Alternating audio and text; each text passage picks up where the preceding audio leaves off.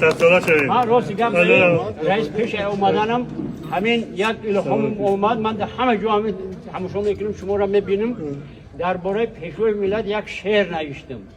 یکی خیلی گفتن که ممکن وقت نشار نمیخونیش خب بعد کیسه موند میشیست. خونم جدا. گوش کنید.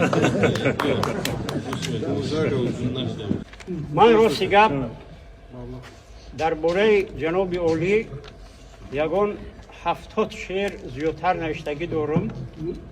اکنون من راستی گم یک کم مبلغ امکانیت بتیه ایشالا برده واجب خون که ما بینیم باید مبلغ خیال نکنیم.